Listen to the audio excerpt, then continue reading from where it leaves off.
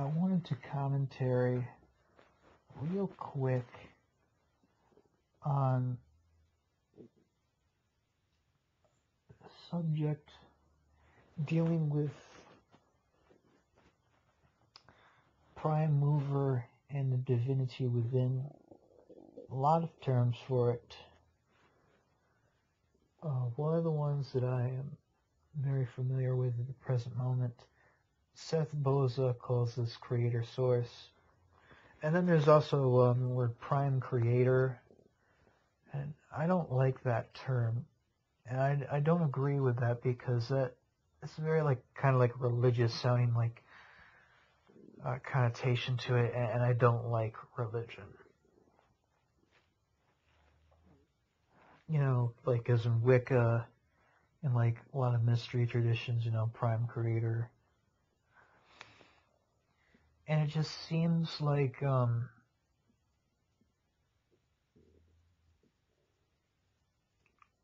calling it only the creator, you know, or prime creator, just seems like putting a limitation on it, because I believe it's much more than that. It's the absolute center of all emanation, formation, and implosion. Kreator Source is okay. It's a little bit better because the source, but I like the term prime mover. But to me, I'm going to get into more of this in a minute. I see it more as a Gaguna gap, a void type of energy. Now, that's a different way of working with the prime mover.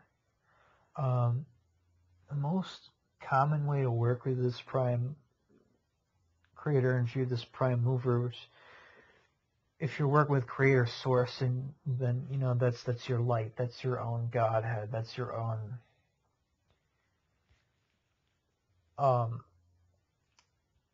you ever go into like a magic school or had like a mentor or something, they tell you to visualize a white light, visualize a white orb above you. That is your light. That is your divine light. That's Kreator Source in that aspect. You know. Now, Seth told me that this is just raw consciousness. This is pure energy. It doesn't have a personality, doesn't have any agenda. You know, it doesn't have any motives like the gods or any like other entities to like want to control others or anything like that. It just fucking is. I mean, Kreator Source works, but you know what else do you call it? You know, that's what he said. You know, couldn't think of any other way to call it. And I'm like, okay, yeah, call it Kreator Source then. Call it prime creator. Call it prime mover. Prime mover. Excuse me, prime mover. And also, I want to get in the concept of something that's a little more advanced. There, Gaguna gap. Now, this is the implications here are really deep and extreme if what he's saying is true. Right around so-called St. Patrick's Day weekend, also Ostara Liberalia weekend. I was drinking and having a messenger conversation with Seth. Or maybe it wasn't that time, it was near that time, pretty close to that time. We were talking about Gaguna Gap versus the Void. And Gaguna Gap is truly an alien, malevolent, and benevolent force. It has both of those, but it's balanced and complete harmony and existence, non-existence. It's just consciousness, you know. It's just consciousness. And Gaguna Gap has all these aspects to it, whereas the Void, you know, and Void worship I really don't want to mention names here because, you know, I don't want to fucking be making a damn gossip video or anything like that. And I have a bad habit. It's really difficult for me to, like, fucking talk about different paths and shit, you know, without mentioning, you know, authors or names like that. But void worship,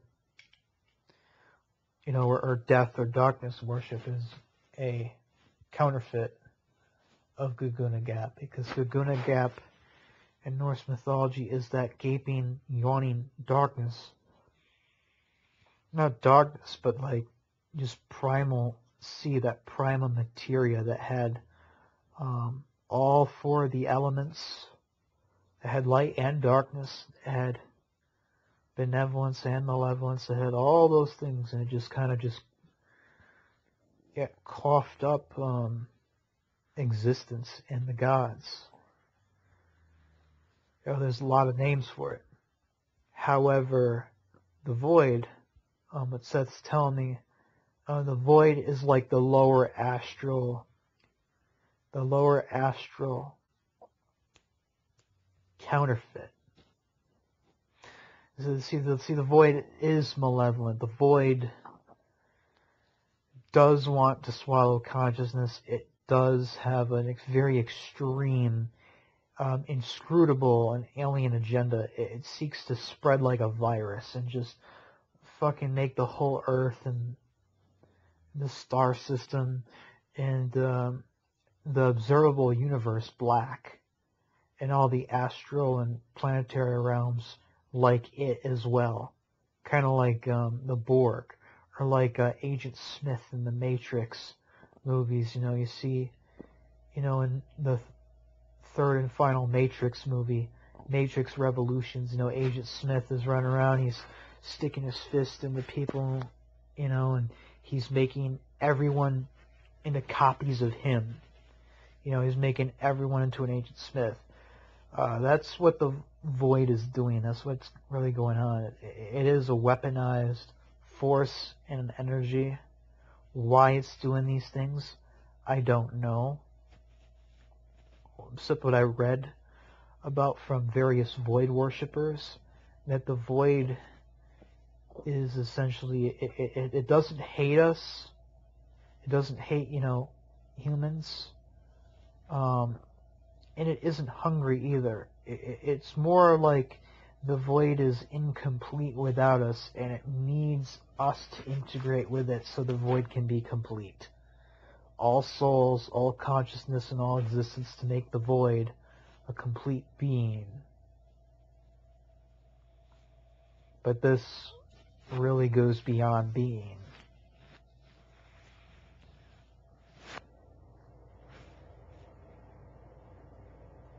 Guguna Gap, however, doesn't actively fuck with the universe the same way that the lower astral void does. It just is, and it's a force dormant within every being, or those who have the awakened spirit, and it's just waiting to just be activated. And it is a purging force, you know. Seth describes the Kreator Source as a purging thing.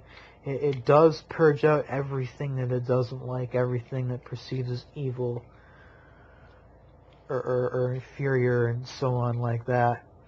Now the void, when I kept pressing this question to Seth, I asked, well, what exactly is the void? If it's not Guguna Gap, then what is it? Seth Boza says that the void is actually the artificial intelligent God. So I was right. So any of you who are aware of my other channel, Goat Lodge, where I do all these audiobooks, I specifically remember, and you should too, at the last and final part, the 5th part of the Deplorable Word audiobook that I read, I had mentioned something of that nature. Something about programmable matter, something of a gigantic super living inorganic super processor, supercomputer. Maybe that's what the void is, and that's why the void is so is so militant and so hostile against existence, because what the void really is an indexing service or an indexing tool, and it's got to get all the souls of all the animals, of all the plants, of all the different races on the different planets and the different star systems and galaxies, and it's currently targeting our Earth because it's got to index that as well, and it will not stop expanding, it will not stop being the void, it will not stop in its mission until the entire universe has been fucking indexed, copied, and basically uploaded into this into its center hard drive there, but in a way it has no center and it has no circumference either.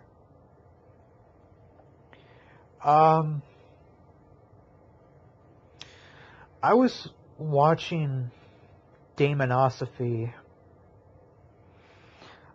either the other night or last night, and I forgot his name. I feel like an asshole for forgetting his name. Paul Frederick. I forget. But he had Diabolus Rex on as his guest, and the two of them went back and forth for a good 1 3/4 hours, almost 2 hours, talking about various different topics, from contemporary occultism, contemporary black magic, and the left-hand path to his Ragnarok engine, and I find this very fucking interesting. For those who don't know, Diabolus Rex, or Rex Church, he was in the Church of Satan, led by Anton LaVey, for a brief period. Then he couldn't stand that the post-LaVeyan Church of Satan would not recognize Satan as a real being, but just an egregore, just an archetype. Satan is an archetype for the beast within. He couldn't stand that, so he left. Then he was in the Temple of Set for a while, and he left them for a similar reason, because it wasn't sinister enough, or it was basically another Church of Satan. Or maybe he was in the Temple of Set first, and then he was in the Church of Satan. I don't have everything in chronological order, but I do know he was in both. He's building a very interesting black magic technology project called the Ragnarok engine. And basically what this is a giant machine, and there's multiple components to it, a lot of occult symbolism and dark geometry, use of the trapezoid for the base, and then he has this giant ring. It's called a torus, a refraction torus. What that is a Rodin coil, but Michael Rodin didn't invent it, though. He just patented the mathematics, after his own name. But basically, what a Rodin coil is, or it's like a Tesla coil. It's a giant, metal donut with copper wire spun around it many times, so that when you activate it, it creates an electromagnetic field that is shaped like a donut. And the torus magnetic field is the same shape of the energy field as our Earth's electromagnetic field. So our Earth, from the North to South Pole, creates a magnetic field that, if you were to take a picture of it, it looks like a donut, a magnetic donut. And the force given off by this torus ring, and of course that's covered in everything in giant, very thick, like military grade steel. The force of that magnetism alone is enough to levitate this ring above its trapezoidal base. You know, and this is very heavy. We're talking like, he said like the ring itself was like 5,000 pounds. No, or like 5 tons, maybe like 5 or 10,000 pounds. I forget. No, it was the sphere in the center itself that was 5,000 pounds, just the sphere. And what goes in the center is there's going to be a big metal hollow ball that goes in the center, and it's going to have a bunch of one-way mirrors in it and some slits that when you spin it and you shine a laser through it, the light can go in, but it cannot escape.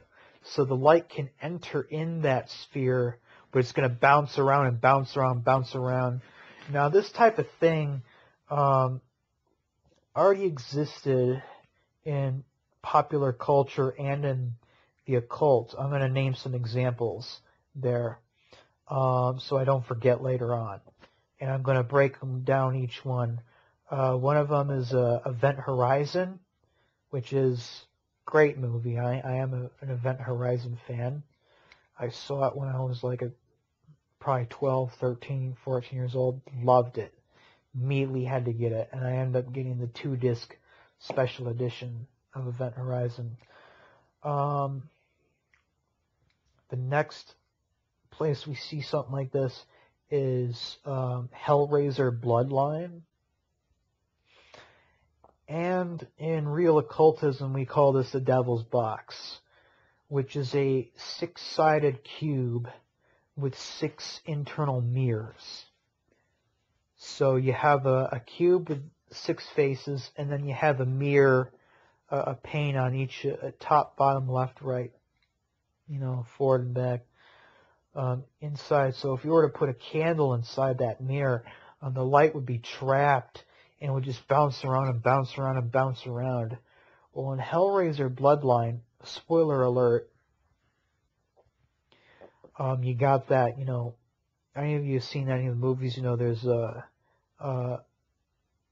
Lamar Chant configuration, you know, the toy box, you know, the puzzle box that summons the interdimensional Cenobites, you know, that merges the reality with that of the puzzle box realm, the labyrinth, and these Cenobites, which were once human, but they got swallowed up by the box. They come in and they get your soul.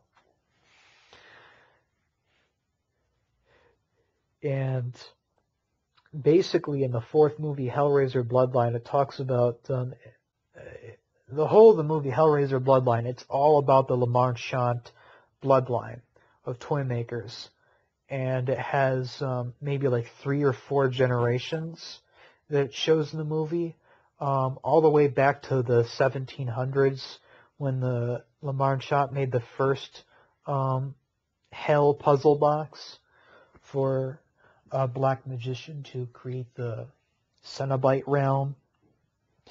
And he didn't know at the time that what it was being used for. He wouldn't have done it. He did find out it was too late.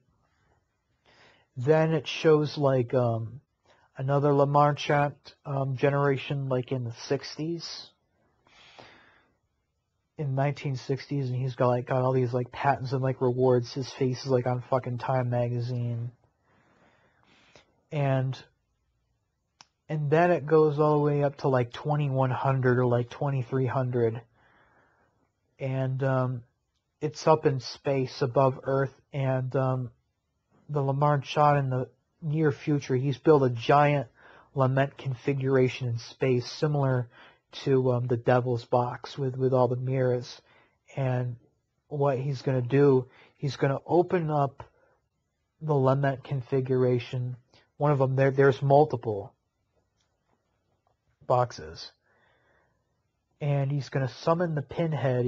The Hell Priest. He's going to summon the Cenobites. Then he's going to fire off lasers, which are going to bounce off the glass panes of the window, mirror panes inside of the giant lament configuration in space as a perpetual motion. And the laser's going to bounce around, trapped with nowhere to go, and it's going to get hotter and hotter until it just explodes, has a meltdown. So, spoiler alert, it sucks. This is the movie where you see the Hell Priest or Pinhead die.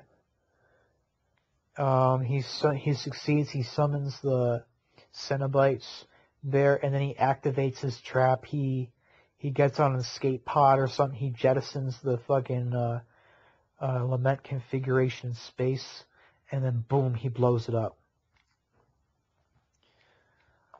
So, oh, and also Event Horizon, the ship that goes to hell, it has a gravity drive that looks strikingly similar to Rex Church's Ragnarok engine, except it doesn't have a trapezoidal base. It's got 3 concentric rings, almost like a gyroscope, and they're all like rotating and stuff. And in the center is a sphere. Now, in the movie, there's 3 very powerful magnetic toruses, and these 3 rings are magnetic fields that shield this gravity drive. I don't know how the fuck, they're able to even like build that thing, build that ship without the fucking thing just sucking everything and everybody around it into its singularity, because this basically what they had on board that ship. Spoiler alerts again, okay? If you give a shit about this movie and you don't want it ruined for you, stop this right now and go watch the movie. Basically, I don't know how the fuck they build it. Dr. William Weir, he's played by Sam Neill. And the captain, I forgot his name. He's played by Lawrence Fishburne. And they got like a team of guys there, like hardened, space guys and gals who are veterans, of like NASA and in space, they're rugged. They're pretty tough bunch there.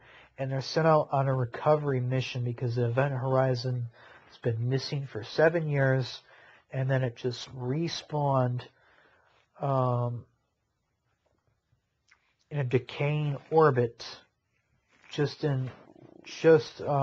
above Neptune, and it's in a decaying orbit, and they gotta salvage what they can before it falls into the planet. Basically, what happens, they find out, is that this ship went to basically hell. It went to the void, where everything goes, everything's pleasurable, everything's equal, everything is everything.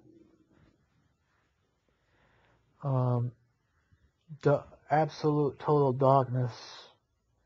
Hyperspace, if you want to call it that. And basically, Dr. Weir just said he built this ship, and he's describing how it works. And the main horse engine, the main driving horse there is the gravity drive, and it's this big, spiky ball with these plates on it. It's got like it's kind of like a golf ball like texture to it. And he says there's gravitons in there. So this thing is already a black hole. It doesn't fucking exist in this causal reality anymore. But it's protected by 3, not just 1, 3 fucking torus rings, magnetic fields. And basically to protect it, because this thing is just so fucking just heavy with antimatter, or like fucking gravity matter. Not antimatter, what the fuck am I thinking? Gravitons. Okay, so apparently they've found out how to create artificial gravity or something like that. When the 3 rings line up, okay, it exposes the core of the machine, the sphere of the machine, to the crew to the ship itself and the space around it. And therefore it begins to funnel into space-time. The ship itself becomes a black hole. I mean, the fucking gravity drive itself is already a black hole, but the ship and everything's just pulled into it. And they found the black box of the final audio and video recording of the crew. They were supposed to go to Alpha Centauri. They ended up going to the Void instead. They went to somewhere much darker. And then some years later, they were coughed back up, and all there was like fucking frozen bodies suspended in microgravity in a vacuum. And they all like really bad lacerations and shit. They all had their eyes pulled out of their sockets and everything like that. Just like really nasty stuff.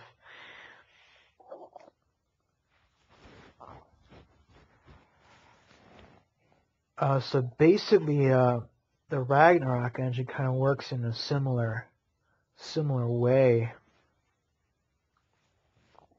there, but instead of using gravity, to create a singularity or to create a black hole, he mentioned that the sphere itself, this hollow ball, is going to be like 5,000 pounds, just the core of the machine itself, and it's be going like at 5,000 RPMs a minute or something like that. And they're going to shine a light into it that can go in but can't get out, to kind of create like a similar, thing that's going on to the Devil's box there. And they're going to spin it with the Taurus ring. So create something, similar to what's going on with the Event Horizon. Very, very cool. I mean, we don't know yet what's going to happen when he fires it up. I mean, everyone who's going to see that, we don't know what's going to happen to them either, but I don't think it's just going to be like Event Horizon, just like a black hole where everyone just, everybody's consciousness is just plunged into the void, and everyone just fucking descends into a blood orgy just to fucking feel something, because every sensation and everything feels equal and just is the same, and nothing can be distinguished from another thing anymore. He mentioned in the talk that, these several experiments, like maybe placing someone in the presence of the active Ragnarok engine as a way to project their thoughts or like amplify their thoughts and intentions, something similar to like a tepaphone or something, or like a thinking helmet, Also, he mentioned about using this thing as a weapon, which I see is very probable. I mean, imagine like casting a spell in front of that instead of, it having to wait months and months and months and possibly years for it to happen. Imagine, doing like a money spell or some mundane thing, or even just, or maybe like, doing magic, or like throwing a hex on an enemy or something like that, and just because the Ragnarok engine is able to manipulate and bend causal reality and exploit, quantum mechanics and everything like that, it manifests almost instantly. It manifests like in real time. So there's that. In another video that wasn't in the interview, but he was speaking at somewhere back in 2006, at some like left-hand path consultorium or something like that. Something like it can be used to summon the great old ones. It can summon the clip-off archdevils. It can summon any entity, or it can, be used like a weapon, deliver curses or deliver like the equivalent of like astral nukes, you know, and like affect gigantic, you know, areas, cities, cultures, even entire countries, you know. So this is nothing to joke or laugh about. I mean, you know, and I've always been into this. I thought this was cool as hell. I mean, and like I fucking read Dan Brown in like fucking 9th grade, 10th grade, you know. I read Da Vinci Code, Angels and Demons, and one of the things in Angels and Demons, a spoiler alert, it's about the CERN Large Hadron Collider and antimatter. Spoiler alert, I'm trying to save you from just wading through like a really thick 500-page book. The ending sucks anyway. Some disgruntled Catholic bishop or something's got like a canister of antimatter, and he wants to blow up the Vatican, but fucking like James Bond, you know, fucking like uber detective guy comes in, saves the day, grabs the antimatter canister and throws it from a helicopter at a safe radius above the ground. It just creates a less than spectacular explosion in the sky. That's the ending. It fucking sucks. You know, fuck the church, fuck the Vatican. I wish he did blow up the fucking Vatican in the book, but he probably wouldn't have been able to get it published. You know, the fucking book censors, no one would publish his shit. You know, or we'd be reading it in a PDF or something online. So you can thank the fucking book censors for that. I don't know, I just always thought that was cool. I mean, Atom Smashers, fucking shit like that. You know, and now the Ragnarok engine. It's so cool. I mean, we're living in a truly fucking interesting time for all of this. For magic, for true, genuine occultism, for technology, for like everything, you know. And, you know, there is the enemy there. They are trying to basically, you know,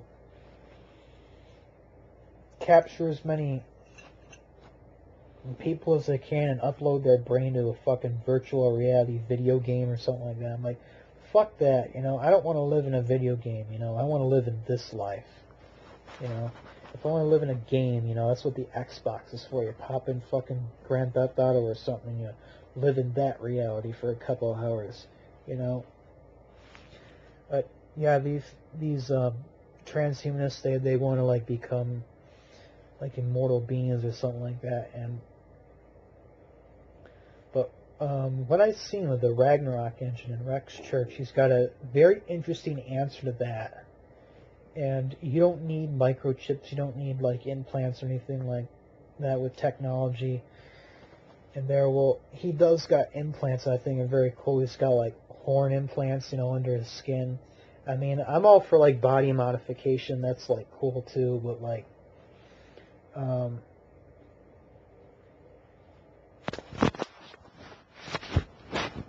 like putting a chip in your brain, that's just to control people. I mean, it can like probably speed up your brain, but there is like a fucking, you know,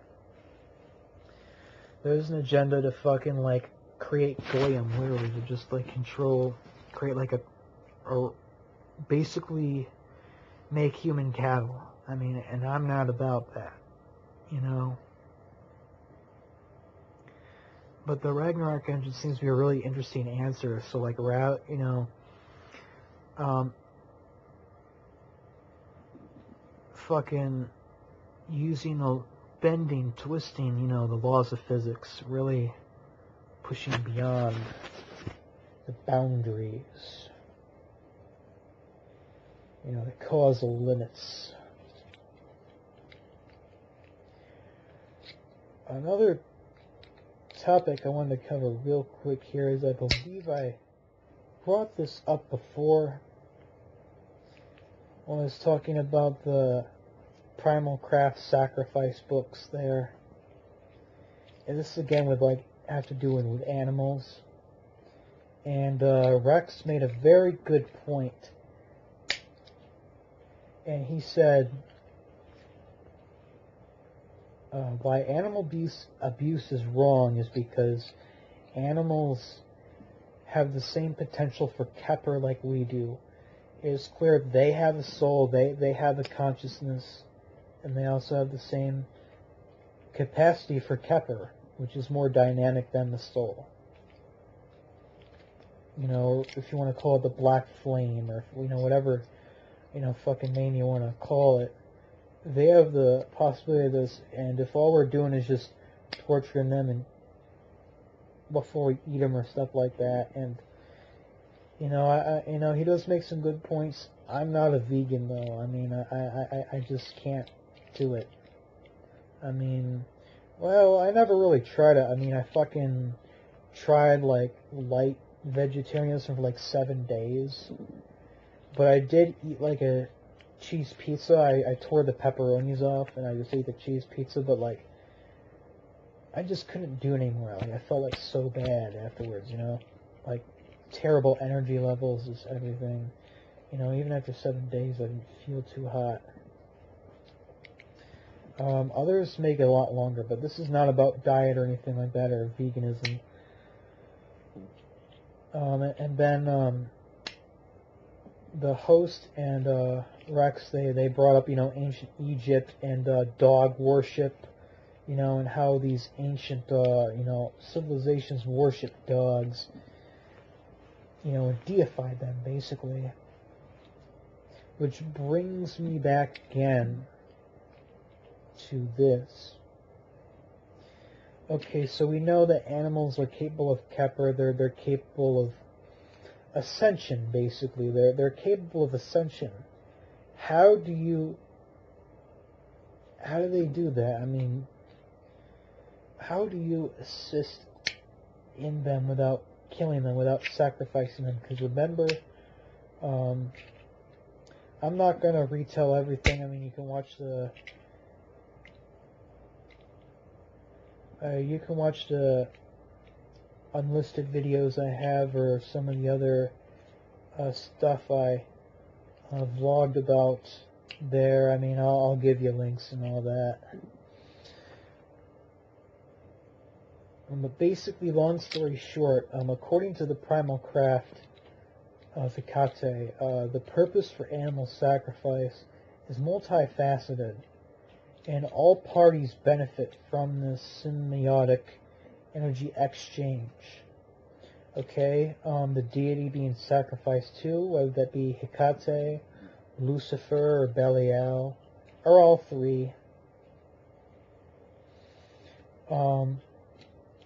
The energy given off by the animal being slain there, the blood and the organs are used to open up various stellar gates, and you're creating portals and stuff to allow more of the great cosmic dragon, you know, into the Earth's energy field. And you're basically just creating portals, and you're letting these interdimensional hyperspatial intelligences and currents flow into the Earth there. You're also opening up portals and Nexians within yourself. There is blood drinking involved in almost all of the sacrifice rites in the Altar of Sacrifice and the Witch Blood Grail books. But also, it isn't just regular animal blood. The animal's throat is cut while the animal is possessed by one or all of the members of the Atlantean Trident. So you're literally drinking Hecate's blood, you're drinking Lucifer's blood, and you're drinking that stellar gnosis. You're literally drinking all the memories, and you're drinking what these beings can only give through blood. It's a blood current. It's a blood system. And lastly, where does the soul of that animal go after its body has been slain? Well, according to the Altar of Sacrifice book, Belial lovingly carries that soul of the slain animal up to the throne of Hecate to be elevated, energized, and to be basically held in her presence forever. It's one of those rare and beautiful opportunities where, rather than an animal would just, become a ghost or just wander the earth or incarnate to relive its same life, it just live again. This animal is literally chosen and is picked to spend eternity with the gods. Also, there's that scene from The Wicker Man. Now, I've never seen the original 1975 Christopher Lee Wicker Man. I'm trying to.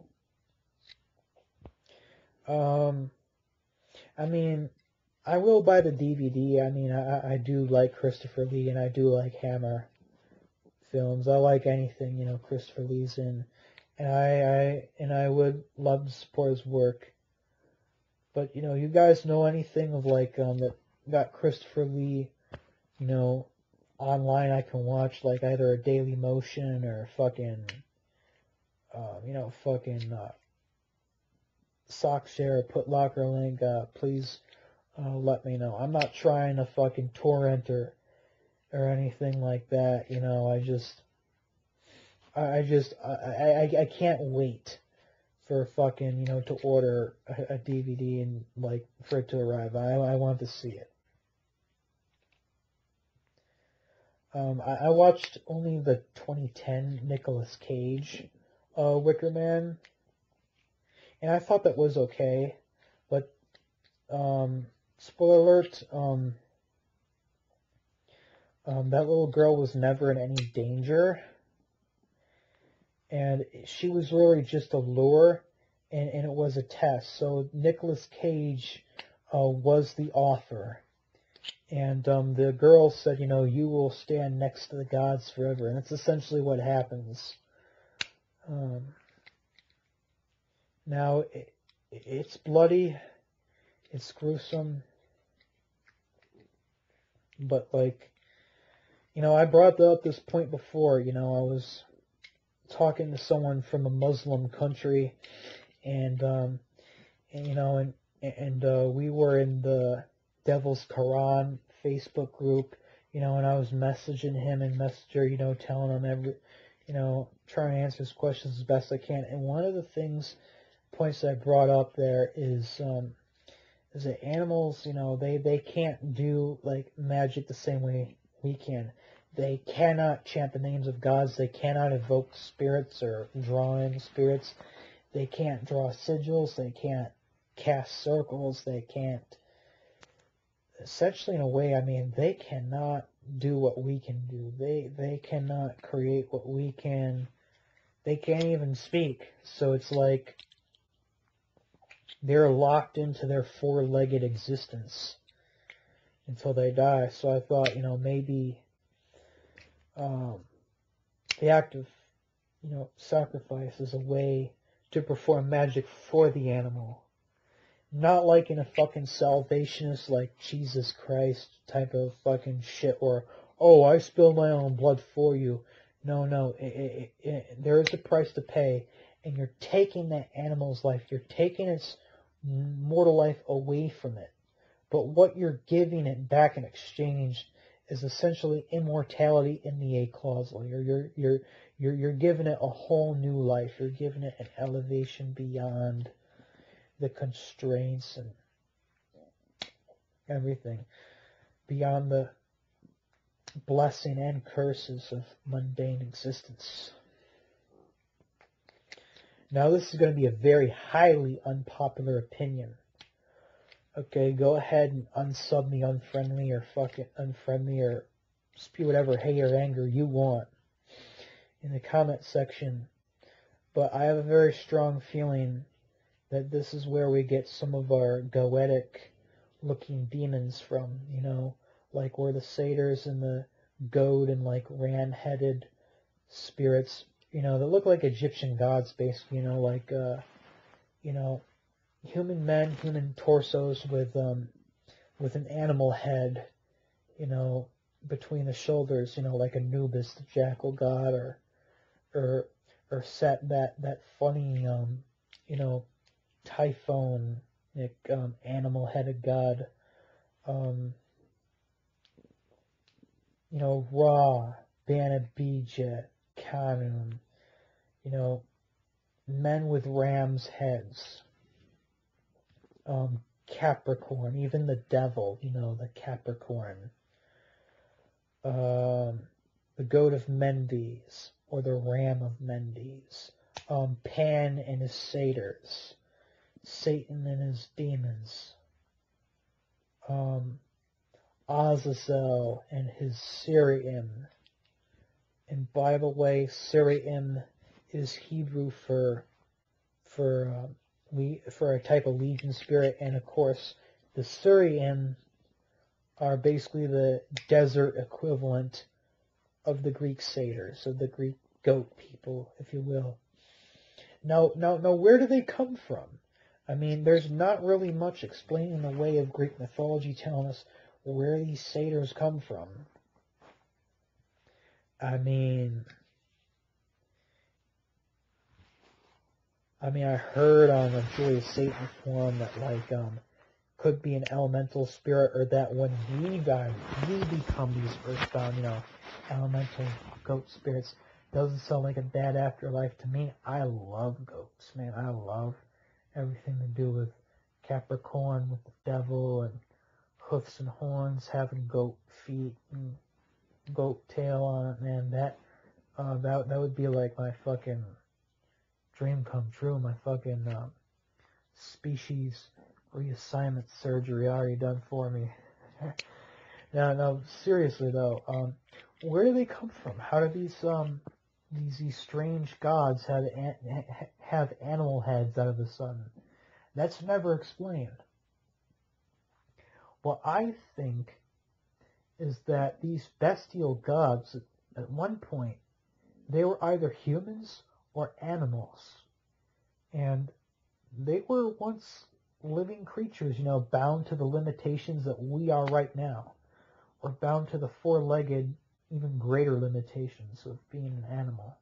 Well, not limitations. I mean, animals have heightened sense. They're a lot more sensitive to things than we are.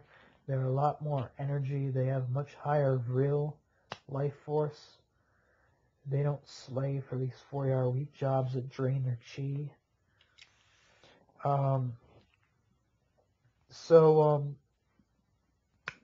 You know, Sumer and, you know, the delta near the city of Mendes, you know, and all these locations, all these sites of animal sacrifice, they killed a bunch of rams and goats, and where did they go? The souls of these goats and these rams, they went into the acausal and they became satyrs, you know, or a human was sacrificed next to a goat, you know, being sacrificed, and the soul of that goat and that human soul, they combined, and they created the man god with the goat head on it, and that's where we get the goat-headed deities. I don't know, I'm just fucking thinking out loud, you know. I'm really into this type of shit, you know, not like killing animals or things like that, animal sacrifice, you know, I don't like that. I mean, and I'm not capable or even qualified to do that. I'm into, you know, like what I'm talking about right now, fucking, basically, macrobes, you know, but that sounds like a really derogatory term. I don't like to call Lucifer or Katze anyone macrobes, but, you know, more and more, it seems to be that's what they are. But it's a symbiotic relationship, though. They're formless. They don't have any limitation. They're very ancient. They're powerful, and they have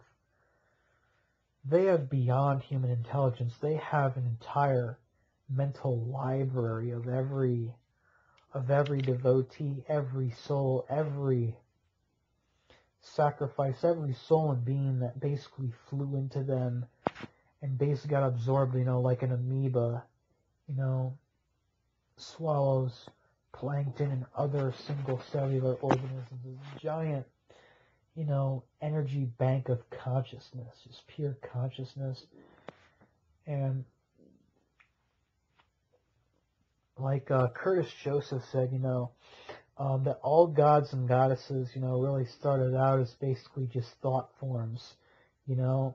And what did these desert people in Sumer and Egypt do?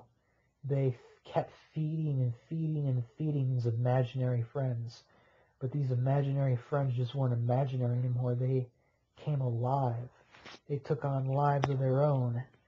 And they got bigger and bigger and bigger and bigger and more powerful. And they absorbed and assimilated more energy. They developed their own personalities and later on sets of personalities and avatars and soul banks, energy banks, to the point now where they're so massive and gargantuan, they're so swollen with all this worship and power and energy that we gave to them, that they can multitask like fucking, like you couldn't believe. And I knew this even back in my Joy of Satan days, that Maxine Dietrich and some of the, you know, a lot of the high priests, you know, said that, you know, that when there's a working, you know, like, you know, that Hell's Army spiritual warfare rituals encouraged to be done all around the world at the same time, never to worry about, oh, is Satan busy? Is he tied up? Is he going to show up to the ritual? He said, no, he has no problem attending all the thousands and millions of the ritual at the same time because he's so advanced that he can multitask, or rather hypertask, like you wouldn't fucking believe. You know, so, yes, we are dealing with macrobes, but I think that becoming a macrobe is the human evolution. We want to get bigger. We want to get more powerful. We want to get bigger and bigger and bigger and bigger and bigger. You know, we already are bilocating. I mean, when you astral project, that's a form of bilocation. You never really leave your body, okay? Read Astral Dynamics by Robert Bruce, okay? You're not really leaving your body. You're just bilocating, okay? There is no astral projection. There is bilocation. And the soul is like an accordion. It stretches out. It's like an accordion door. You can stretch out and go out to almost infinity, to the edge of the galaxy or even the universe, and then still come back to your body. But it's dangerous to go that far out there. Every time you have a lucid dream and you're bilocating. So in a way, we're already like we're like a very, very miniature macrobe, just waiting to level up, waiting to expand, waiting to get bigger and bigger and bigger. Do we have to do it by blood, violence, and devouring life? If you choose that path, I don't think we have to. I mean, what Seth Bose is offering, we already have the prime mover within us. We have all the tools we need to do the work on Earth.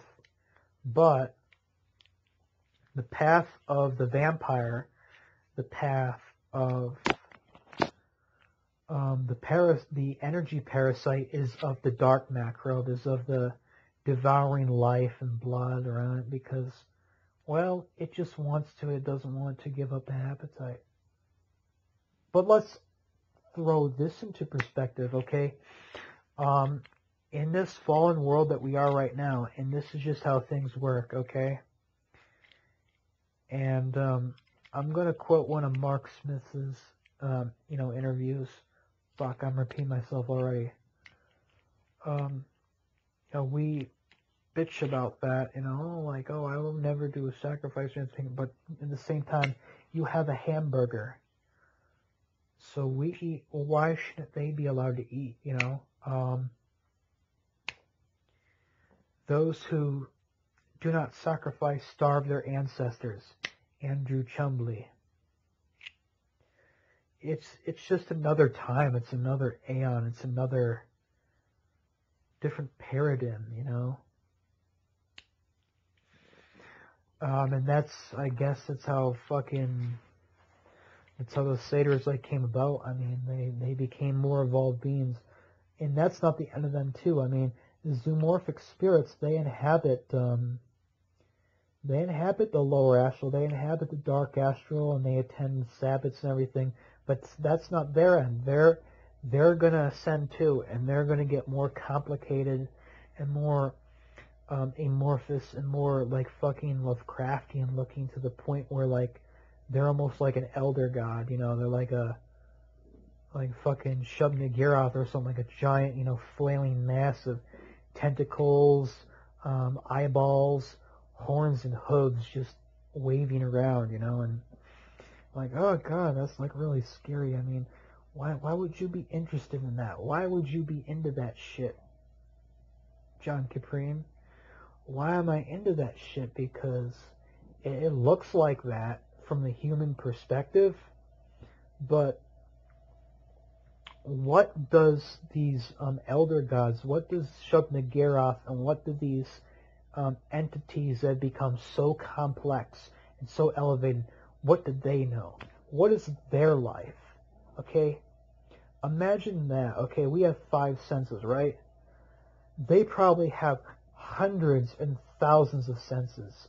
Okay? All those tentacles, all those hooves, all those sense organs in the void, they're probably living 1,000 lives right now.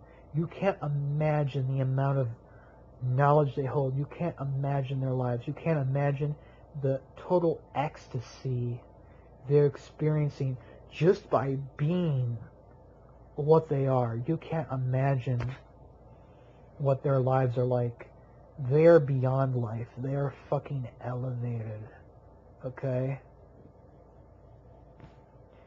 And this life is but a fucking dream. I mean, we are a singular, self-contained, 5-sense in the physical world entity. But I heard Seth Moses say we have like up to 37 sense organs. But that's just right now. We have a 7 chakra system that we know of. Well, 7 primary, but I heard we really have like 12 or 13 chakras. But we also have the antipode of chakras called talas. Now, I've only heard about the Dragon Rouge mentioning the talas. The talas are basically the anti-chakras there, and deal with the clip-off, deal with the dark side. Okay. So, a lot of people, they only got their 6th sense, or they're only, you know, everyone's using like 8 to 10% of their brain. I'd say like under 10%, you know, the people who fucking, you know, watch fucking, you know, Ellen DeGeneres every day, and fucking, you know, watch The View and Whoopi Goldberg. I mean, they're not using their brain. They're using like 8% of their brain. The average, you know, person who, you know, works for himself, has a normal life, has a job or anything, and probably using like 10% of their brain. Magicians, most sorcerers and cultists, they're using 12 to 15% of their brain. People who are psychic, got their 6th sense activated, I want to say they're using 12 to 14% of their brain. Okay? When you get all your 36 or 37 senses activated, you're probably using 100% of your brain. But that's just right now, though. There's no fucking end, okay? You're constantly getting bigger and leveling up and leveling up and leveling up. There, that's what it's all about. It's all about endless expansion, endless growth, endless becoming. Kepper is what it is. It's fucking Kepper. You know, that leveling up. There, you know, and we may have 37 senses right now, but we're gonna fucking get even more senses and even more sense organs as we get more advanced and more complicated and more fucking bigger and bigger and bigger. Now get this. We're already that, though. We're already boundless. Because everything is within. We are the supreme being, and the entire universe is projected from within. So these macrobes and these dark gods and everything are within it, and light gods and like strange gods and gray gods and goat gods and wolf gods, whatever, they're already within us too. I mean, so really all it is, I mean, it's just a way of just like fucking remembering. It's just a fucking way of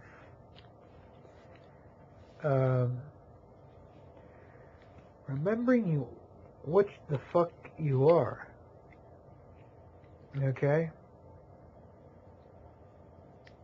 And I was even told this by my, by that big, booming, feminine voice of the megaphone in my head. Either my ego or my anima. I believe it was Hecate at the time. Could still have been, but it could have been my anima saying this. And basically she was saying, all this is just a way of remembrance, act in a godlike capacity and then start removing the locks. Because you try to fucking take all the locks off right now, your own fucking magnitude of your own vast being will kill you. You will go mad. The remembrance alone will drive you insane. There's this big fucking argument, going out there, oh, are the Macrobes, I mean, the gods that we're working with, are they external beings or internal beings? That's a fucking dumbass rhetorical question. That should not be of any concern, because if we already know that all is within, yes, they are very real. Yes, they have a very objective existence in reality, but not in the way that we think of it. Okay, so this is all in our head, right? But how big is your head? I want to quote another good movie that I just got into and enjoyed recently. Night of the Demon. With Peggy Cummins.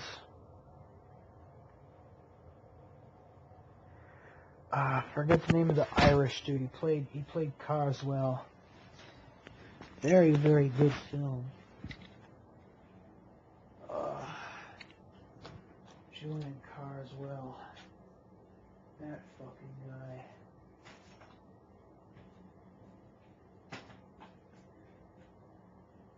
Dana Andrews, Peggy Cummins, and Neil McGuinness. Knights of the Demon. Curse of the Demon. Same movie. That's just the name of the United States release. There's this spoiler alert. There's basically Night of the Demon is a story of basically an Aleister Crowley type of character, and he gets into a magical battle between a psychologist who's just trying to prove that black magic and all the occult is just a bunch of fucking, stage magic BS, a bunch of like, fucking, David Blaine, mind trip type of shit, David Blaine's a bad example because his shit is real, though. I'm talking like fucking like Harry Houdini or like the fucking, the showman stuff. He's trying to prove that all magic is just bullshit. It's just, fucking psychology. And the main protagonist, his name is Julian Carswell. He's got this theistic Satanist devil worship cult, and this journalist or this psychologist is writing a hit piece on him and is trying to blow him up, saying, oh, he's full of bullshit, it's all psychology. So they get into a magical battle, and the Aleister Crowley character was heavily based on Crowley. Julian Carswell, he's played by the Irish actor Neil McGuinness.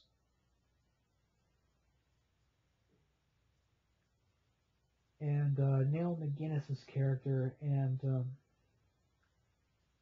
Rand Hobart.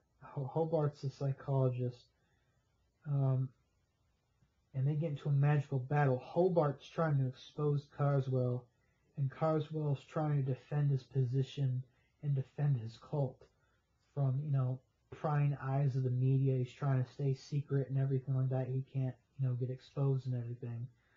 So what ends up happening is Carswell, he kills his enemies by summoning a fire demon and by writing out this spell on parchment paper and runes. And then he passes this little piece of parchment paper, he sneaks into his enemy's pocket or something like that. So they have to carry around this piece of magical paper for a certain amount of time without finding out about it. And then this demon with like fur and horns and claws and everything will just just come and get him, And honestly, the movie shows the demon puppet. I think it's the cutest looking demons ever. It's pretty goofy looking. It's got claws and fur, but it's just thing is just so wholesome looking, Looks like a awesome cuddly, teddy bear, but with claws, and a mouthful of fangs and everything like that. Goofy by today's standards, but definitely it worked for 1956. It worked for the time that this was shot.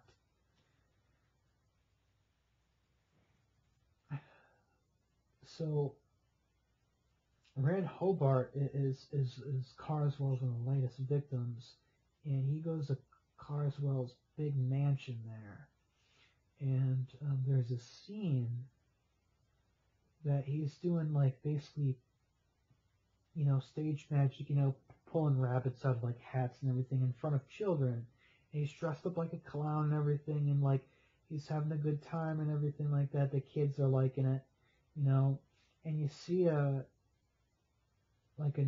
side of Carswell that you don't really get to see anywhere else. The wolf in sheep's clothing. He's got handing out candy to everyone. Just to make him run away or whatever, get him out of his hair. And Carswell and Hobart, have a little argument. They're having a dialogue, and Carswell is challenging Hobart. He goes, well, where does imagination end and reality begin? Where does this realm of the mind that you proclaim to know so much about? He's fucking challenging him. He's basically saying, yeah, it's bullshit. The world is imagination, but where's that line drawn from the mind ends and this external realm begin? It's a really good film. And I just give it 5 stars just for that fucking line alone, just for that segment of dialogue. I mean, not many films today go that deep. I mean, the fucking horror movies today suck. I fucking hate them. They're all fucking Annabelle, fucking Paranormal Activity, just stupid fucking shit. I mean, after The Exorcist, all the fucking occult and demon movies are the fucking same. Some fucking girl's possessed by a demon, and the Catholic priest comes in and saves the day, and everyone holds hands in heaven, and fucking just happy Jesus ending. I hate those fucking movies. I can't stand them because they're fucking plastic and there's nothing to them, man. I've seen so many fucking Exorcist movies. It gets me. It makes me want to vomit. I mean, I've seen. Oh my goddamn Exorcist movies.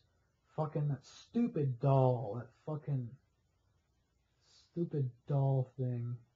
There, Annabelle or something like that. Forgot the name of this one. Some dumb Exorcist movie about some moron Mormon priest. He's got tape recorders and shit. He does exorcism, but he's trying to disprove them as mental illness or whatever. But he ends up running into the real thing. The Rite. from 2011, and they shipped everything on Bow. Oh, Bow! They try to turn him out to be the super villain. All that same trash out of Hollywood that does nothing for us, just shits on Canaanite Philistine gods, just shits on pagan gods, shits on paganism, shits on gods who've been very wrongfully demonized, and makes the true like black magic and the true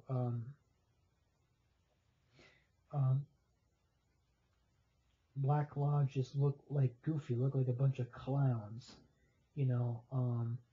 But the Night of the Demon did not do that. The Hammer films, The Devil Rides Out, even though it did have like kind of like a positive ending to it. To the Devil a Daughter, much darker film, did not do that. They did not fucking capitulate to the fucking Christian standards of what a satanic movie should be. They did not fucking cave and give them, oh, a Christian ending. No. I mean, if I see another Exorcist movie one more time that's got that stupid fucking Christian ending to it, I'm gonna fucking throw my fist through the movie theater screen. I'm gonna put my fist through a wall or something. I hate fucking modern horror movies. And they're not even good. I mean, they're fucking just like guts and gore, or just like happy, hippy-dippy Christian endings, because people don't want actual horror. They don't want uncertainty they have to deal with. They want to be spoon-fed, you know. They want to be an infant, and they want, you know, they want everything fucking just fucking like made the formula for them. It's fucking sick. It's sickening. But Night of the Demon did not do that. It was one of those few satanic movies that was satanic through and through. But anyway, it goes in that deep though. Not many movies have that dialogue anymore where they fuck with your existential, where they really make you think about your place in the universe. Is it external or internal? Well, all's within. You know, and that was one of those few films that fucking got that.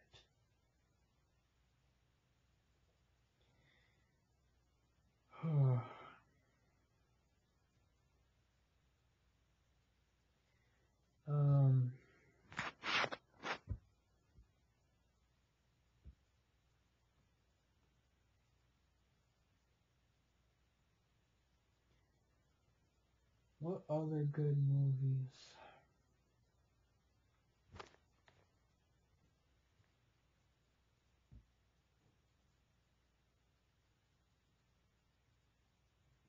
Do I want to talk about?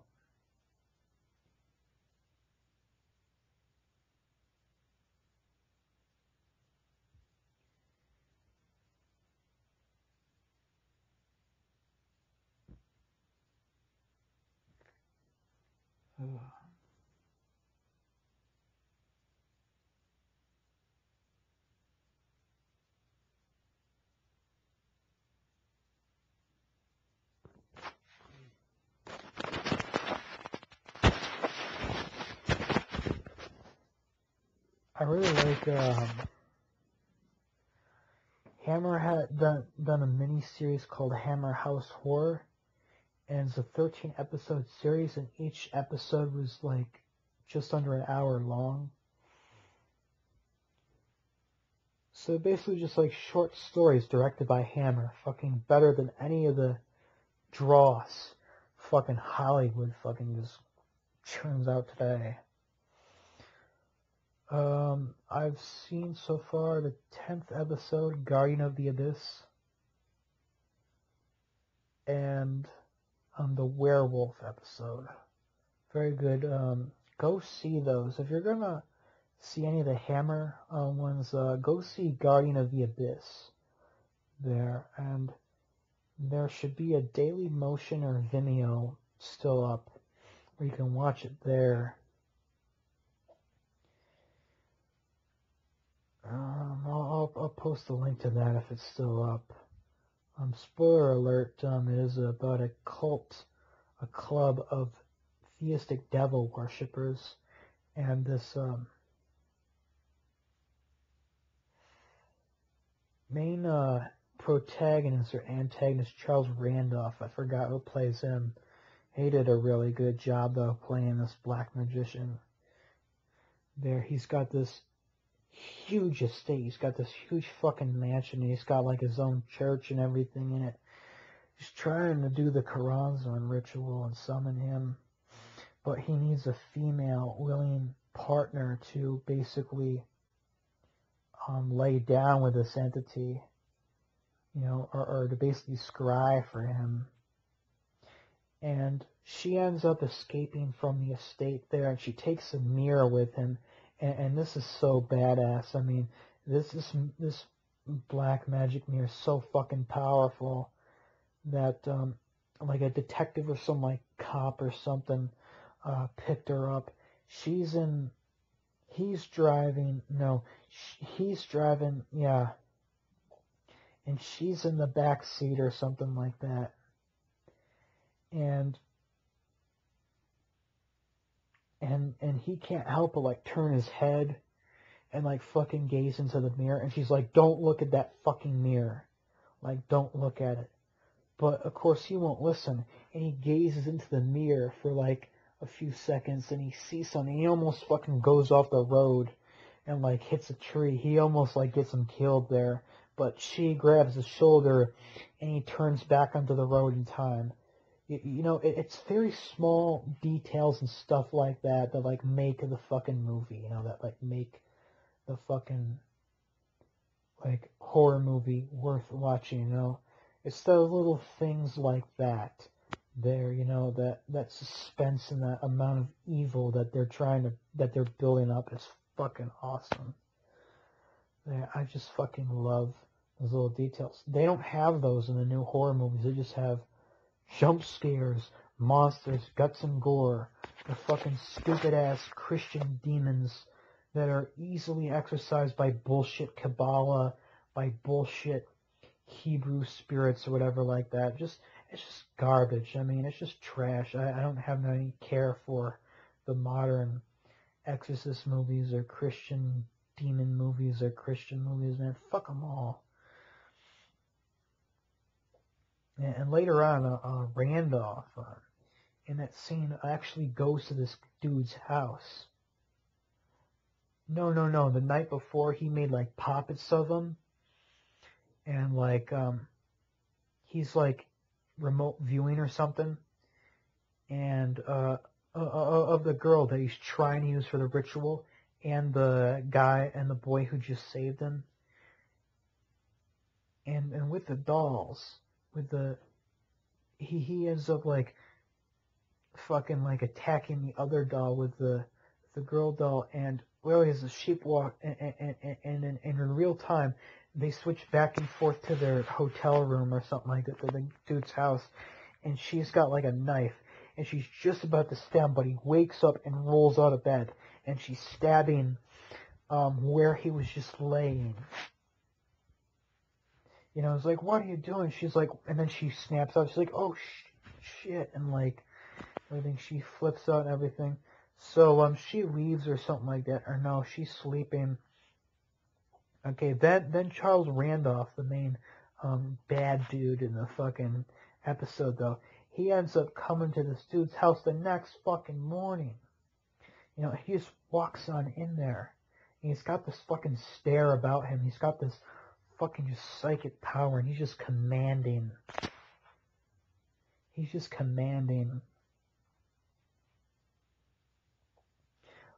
guy to give him what he wants, and I think this is so funny. Like, he just politely takes his time. He's like, may I come in? He just comes in anyway. He doesn't even, like, wait for his permission. And you're just thinking, you know, he just, like, projects an idea into this guy's head with his stare, and then the guy goes, can I offer you anything to eat, drink? Wine, yes, please. Can I give you anything to eat? bread. And then, you know, he goes, he gets, like, the bread and everything like that, puts on it, and then, and then just the way he, like, he goes into the kitchen, he's like, salt with that bread, please? And, like, and then, of course, he salts the bread just like a zombie, like, you know, he didn't even put any zombie dust on him or anything, just by his fucking aura, just by his fucking just stare, his presence, his charisma he's got about him. Like, this dude has been, like, zombified. He's, like, feels compelled to, like, give him what he wants. And then the girl, like, wakes up and she, like, fucking barges in the room and just fucking throws the fucking breakfast table on the floor. And I just thought that was a fucking just... It was a little, like, you know, tongue-in-cheeky, but, like, a brilliant fucking presentation, you know. They're fucking... And all this shit is real. I mean, the psychic powers are real. The fucking evil eye or the, you know, the bewitching eye is real. You can project thoughts and shit into other people's heads just by looking at them. You know, and Hammer does a really good job at, like, fucking covering these occult topics, and they are real. This shit does exist. It is very real. And they get into that, and the way they present it, it may be kind of over the top and tongue-in-cheeky, but, like, it's fucking real. It's great. The only other, like, good occult movie that was not a Hammer film, Spellbinder, 1988. I fucking love that movie. Great film. So, spoiler alert, Spellbinder 1988 is basically like an ONA, Order of the Nine Angles type of film, and it deals with the tests in the same exact way. The same way that members of the sinister tradition would select an author. And this cop, he doesn't know any better. He runs outside. He catches this handler in, like, all clad black leather trench coat, gloves on, and everything. He's got his girl on his knee. He's abusing her. He's slapping her. Everything. He goes, "Hey, stop!" And he tries to, like, break it up. Everything. He goes, "No, you stop. You don't know what you're getting into." And it was right. And it turns out the end of the movie, it was fake. The girl was never in any danger. The girl and that guy, they were both in a satanic cult. They were in, like, basically a Nexion, you know. And the dude was, like, sending spirits and shit after him and basically harassing him with magic, you know, making his cupboards and stuff fly open and shut. And, like, at one point in the movie, he melted someone's face off. He melted some dude's face off with pyrokinesis out of his hand. He just, like, put out his palm out in the air, and the dude's, like, just his head and scalp and everything just began to melt off his skull, and his eyes just fell out of the sockets. So it's very clear that, I mean, this guy is being misled, but he kept pushing it. He kept pushing it. He kept persisting in this hunt to get this girl to safety. And it turns out he's being let close. He's being tested. He's being selected. The ending, real quick. Last chance. Well, I've already spoiled it for you pretty much already. Last chance, okay. So he ends up going down to the beach, and he thinks he's going to stop this serial killer or this abuser or something like that, or this handler. He thinks this girl's legit trying to escape an abusive cult or something, and he's saving her life and everything. He goes down to the beach, and he enters a circle. Everyone he knew, even his own fellow police officers at the station that he thought he knew, they're in the cult too. The county judge is in the cult. The librarian's in the fucking cult. Fucking, like, regular mommy and daddy parents who got families at home, they're in this fucking satanic cult. They're and they fucking and this guy in this badass like mask there. It's got like 5 horns on it. Almost looks like Lucifuge Rofacal or something. It almost looks like he's wearing like a crowned helmet or something. This very badass these like 5 horns coming up. And he's got this like big dagger and everything. He's like, welcome to hell. And then he fucking just stabs him in the chest and sacrifices him in front of the rising tide. And that's when the credits start rolling.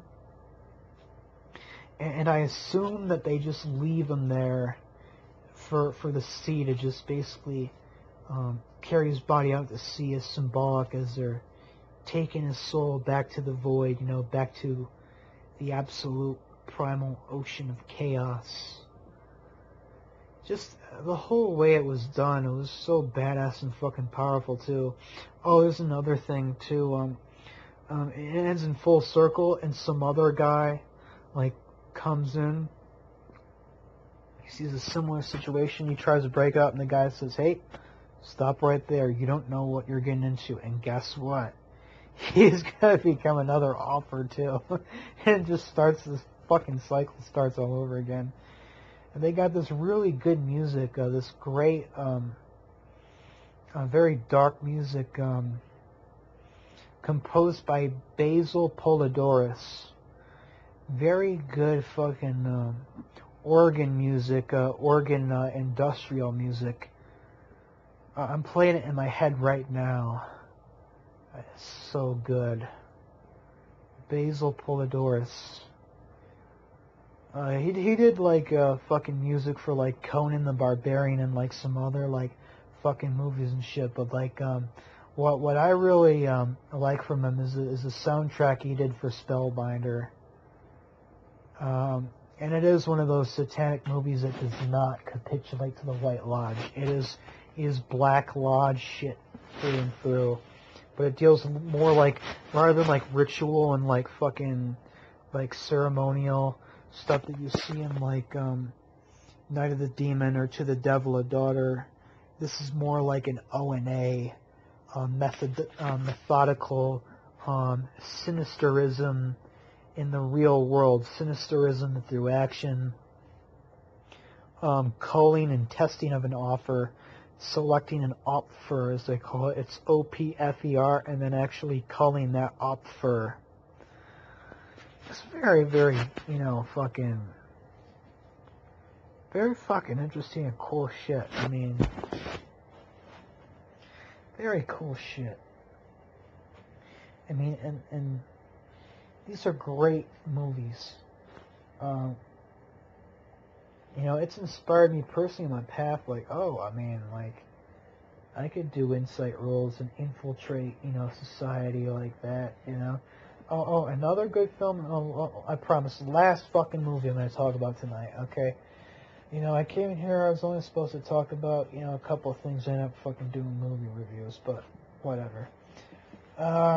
Another movie I really like, and spoiler alert, Borderland. 2006. Now, this is one of those rare cult movies. It was released by the small underground After Dark Horror Fest. 8 films to die for. And I don't got all of them. I got some of them. I got Dear Women. I got The Deaths of Ian Stone. And I got Borderland. Because I saw Borderland on Netflix or some online streaming service. I loved it so fucking much. I loved everything about it. I had to have it on DVD. And basically what it's about, it's a documentary drama, but it's not really a documentary. It's played like an actual, acting action, like a drama film, almost kind of similar vibe to it fucking boils up and gets as violent, like Breaking Bad or one of those shows there. And it's about the drug kingpin and dark occultist Adolfo de Jesus Constanzo. And if you don't know who he is, he was a drug pusher, a big kingpin. I mean, everyone knows about Chapo. Everybody knows about,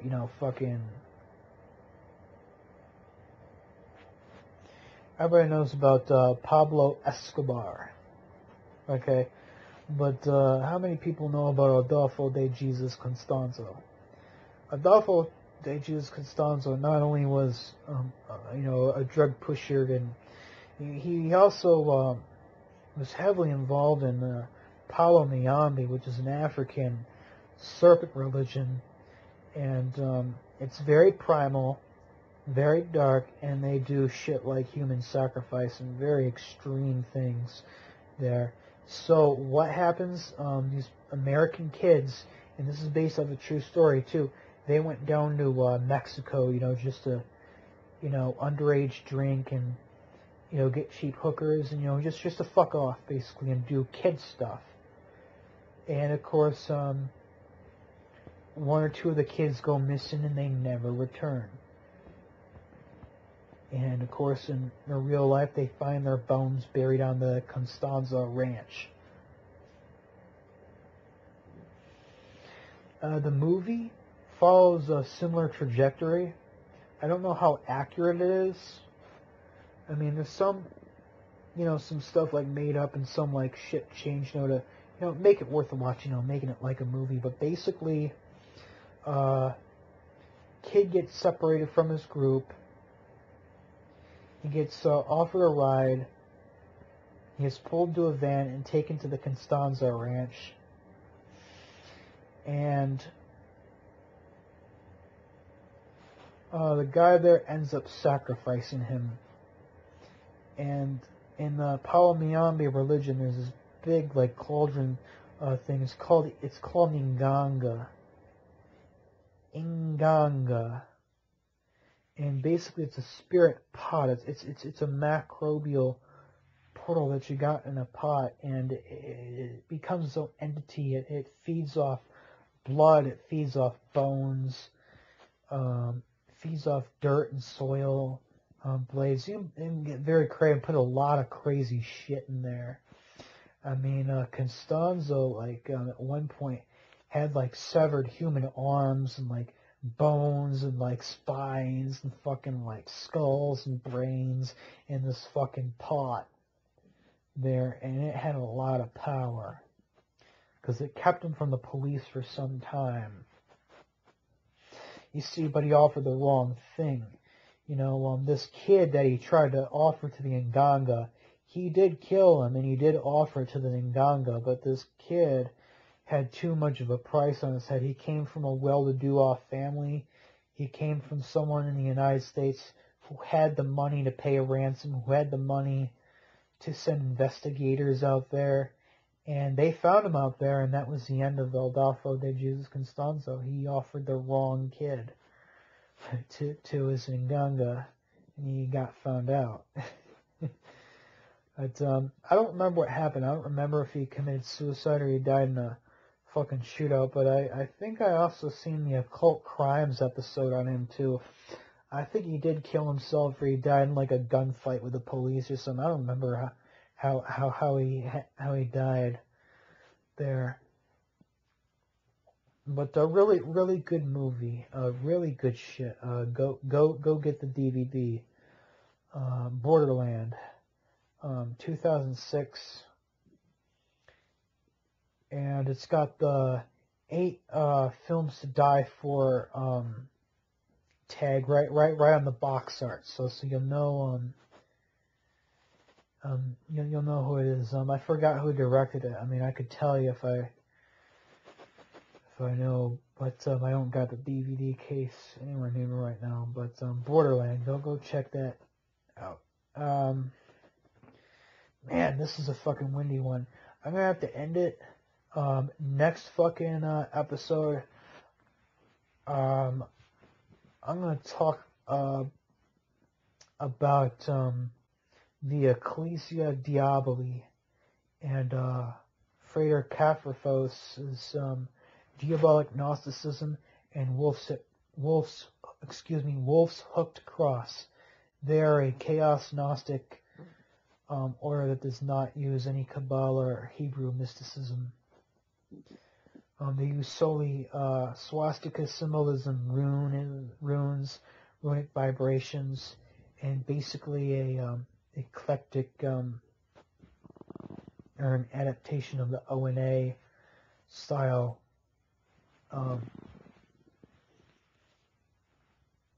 methodology there.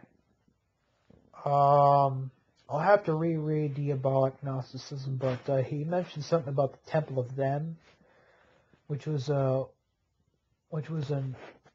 ONA order. So Kaphraphos was in Temple of Them, and then the Temple of Them became the Ecclesia Diaboli. I don't remember, but it's one of those. We'll figure it out. That will be next podcast.